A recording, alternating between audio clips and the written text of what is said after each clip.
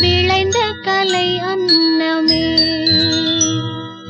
நதியில் விளையாடி கொடியில் தலை சீவி நடந்த இளம் தென்றலே, வளர்பொதிகை மலை தோன்றி மதுரை நகர் கண்டு பொலிந்த தமிழ் மன்றமே.